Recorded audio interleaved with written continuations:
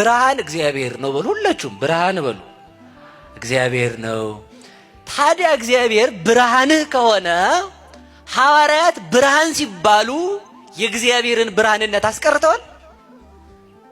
ሐዋርያት በመጽሐፍ ቅዱስ ብርሃን ከተባሉ እመቤታችን ምንድናት ማለት ነው?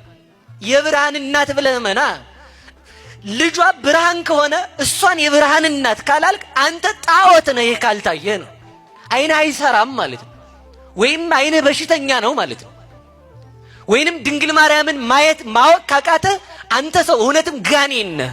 ለምን ኦፍ እንተ ምንድነው ፍኖት እንተ ኢሪያ አይነ ንስር ወእንተ ይኬድዋ በእግር ደቂቅ ዝሁራን የትዕቢተኛው ልጅ ዲያብሎስ ያልተራመደባት ንጽሕት መንገድ ከብርሃንነቷ የተነሳ የተሰወረች ያቺ መንገድ እመቤታችን ናት አለ ኢዮብ። ያቺ መንገድ ማየት ካልቻልክ አንተ ጋኔን ነው ልትሆን የምትችለው፣ ሰው ልትሆን አትችልም። እንዴ ድንጋይ ያወቃትን እመቤት አንተ አታውቅም? ሰማይ የሚያመሰግናትን ማርያም አንተ አታመሰግንም? ለእግዚአብሔር ብርሃን የወጣባት እመቤታችን ብርሃንን ከወለደች ብርሃን ያበራላቸው ሐዋርያት ብርሃን ከተባሉ እሷ ብርሃን የማትባልበት የትኛው ሎጂክ ነው? እኔ ብርሃን ከሆንኩ ማርያም ብርሃን ብትባል ያንስባታል እንጂ ይበዛባታል? እድሜ ብርሃን ከተባለ ለሰው ልጅ እድሜን የሰጠች ማርያም፣ ለሰው ልጅ የመንግስተ ሰማያትን ዘመን ያወጣች ማርያም፣ ለሰው ልጅ እድሜው እንዲቆጠር አንድ ብሎ ዓመተ ምህረት ብላ ዘመናችንን ፍዳውን ኩነኔውን ዓመት በምህረት ያስቀየረች ማርያም፣ ታዲያ እሷንማ የምህረት እናት በል እንጂ። ስለዚህ ልብ ብላችሁ ስሙ። እድሜ ብርሃን ነው። ልብ ብለን እንስማ። ልመልሳችሁ። እግዚአብሔር ምንድነው በሉ ንገሩኝ። ሐዋርያት ምንድናቸው? እድሜ ምንድነው? ሕግ ምንድነው? እኛ ምንድነን? በሉ ብርሃን በሉ እንጂ። ሁሉ ብርሃን እኮ ነን እኛ ራሱ ማለት ነው። ያዙ እንግዲህ እኛ ብርሃን ነን። ፀሐይ ምንድናት? በሉ እንጂ። አምፖል ምንድነው? ባትሪ ምንድነው? በጣም እኮ ነው የሚያስቀው። ታዲያ እሳት እስኪ ቆይ ብርሃኔ እግዚአብሔር ነው በሉ ሁላችሁ። ብርሃኔ እግዚአብሔር ነው በሉ። አንድ ጴንጤው ብርሃኔ ማን ነው ብትሉት ክርስቶስ ነው ብርሃኔ ይላል። እንግዳማ ፀሐይ ናት። እዚህ ክርስቶስ ብርሃን ከሆነ ማታ መብራት አታብራ። አንዱ ጉድጓድ ነው ገብተህ ስትወላግድ የምትወድቀው። አንድ ሰነፍ ተማሪ አንዱን መምህር ምን አለ መሰላችሁ? ብልህ ሰው በጨለማ ያያል። ተናግሬዋለሁ፣ ልድገመው ችግር የለውም ማለት ብደግመውም አይከፋችሁም። እናንተ ስትደግሙ አይደል የምትሉት? እኔም ልድገመው ችግር የለውም። እና ምንድነው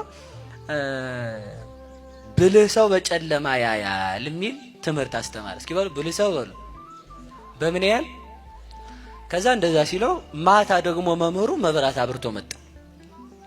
ከዛ መምህሩ መብራት አብርቶ ሲመጣ ያ ተማሪ የኔታ አለው አቤት ብልህ ሰው በጨለማ ያያል ብለው አይደል? አዎ ያያል።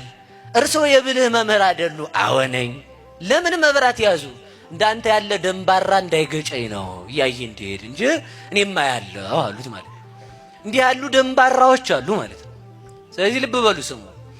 ብርሃን እግዚአብሔር ከሆነ እግዚአብሔርን በጠራበት የምትጠልቀውን ፀሐይ ብርሃን ብለህ ከጠራህ የእግዚአብሔርን እናቱን ብርሃን ካላልክ አንተ ሰው አታይም ማለት ነው። ስለዚህ ልብ በሉ እግዚአብሔር ብርሃን ነው። ሐዋርያት ብርሃን ናቸው። ልብ ብለን እንስማ። እግዚአብሔር ብርሃኔ ነው ብለህ ፀሐይ አታስፈልገኝም ብርሃን አይደለችም እንደማትል እግዚአብሔር መድኃኒቴ ነው ብለህ ማርያም መድኃኒቴ ናት አይደለችም ማለት አትችልም። እግዚአብሔር መድኃኒትህ ከሆነ ላንተ ሐኪም ፓራሲታሞስ ያዝልህ መድኃኒት ከወሰድክ ላንተ እግዚአብሔር መድኃኒትህ ከሆነ መድኃኒት መውሰድ አትችልም። ለምን? መድኃኒት እግዚአብሔር ነው።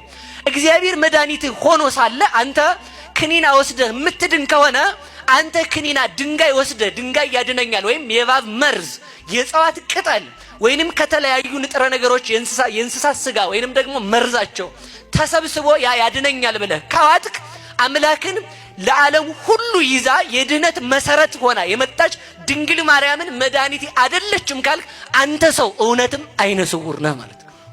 ስለዚህ እንዲህ አይነቱ አይነ ስውር ይባላል።